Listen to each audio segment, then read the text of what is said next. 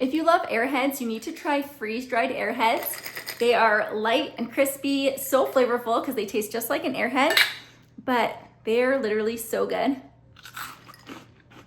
You can hear the crunch, and after the crunch, they just kind of melt in your mouth. If you want to learn how to make them in your freeze dryer, make sure you follow along because there are some tips that you need to follow or they won't puff up the same and they won't be so like light and crispy. They're so good. Before you even get started prepping the Airheads, you're first going to want to start your freeze dryer in candy mode so that it starts warming up.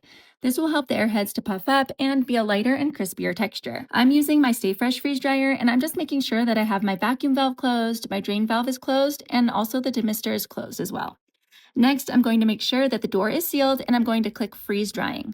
Then click candy mode, and then I'm going to set the shelf temperature to 150 degrees Fahrenheit, and it's going to take 4 hours.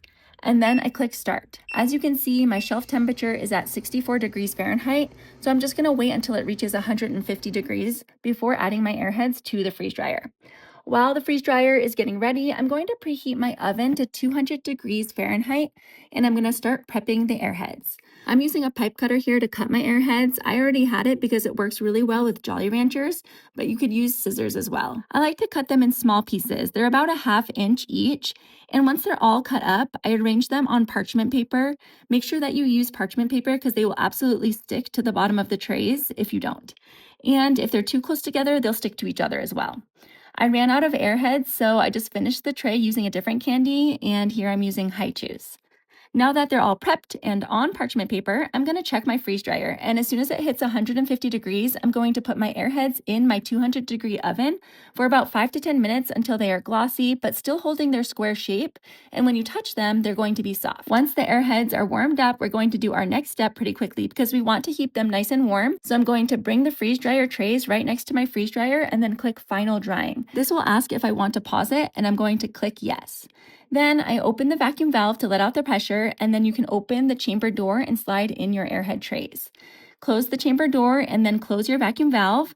To start it back up, you're going to click final drying, and it's going to ask to make sure that everything is closed. So make sure that your vacuum valve, drain valve, and everything is closed, and then you're going to click yes. Now, as you can see at the top, that my final drying time is less than 4 hours, and that's because my prep went a little long, and I also just got distracted. So I just clicked the INC button, which stands for increase, and I'm going to add an hour to it. And so now it gives me close to 4.5 hours of drying.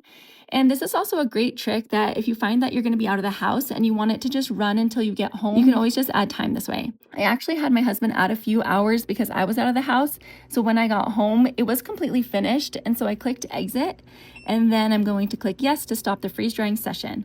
I'm going to open the vacuum valve, and once all the pressure is released, then I'm going to go ahead and open my drain valve. When I open the chamber door and look at the trays, you can see how awesome these Airheads puffed up. They look so good, and they're going to be crunchy and delicious.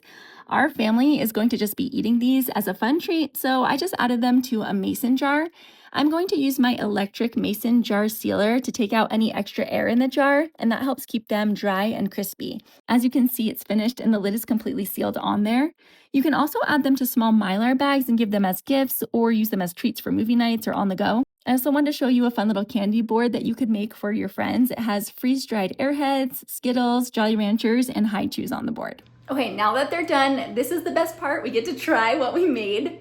I love how they like puff up and they're just like perfect little bite-sized pieces. I know they're gonna be light and crispy. My kids have been begging to eat them and I'm like, wait, I have to finish my video. So they'll be so excited to try these as well.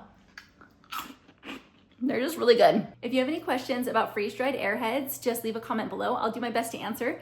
Also, if you would like a printable version of this, I do have that available on my blog for free. The link is down below in the description, and that's a great resource as well. I have a few of my other freeze-dried recipes. They're not really recipes, more like instructions on my blog as well. So if you want to take a peek at that. And if you have any other questions, let me know. I'd love to help. I'll see you in the next one.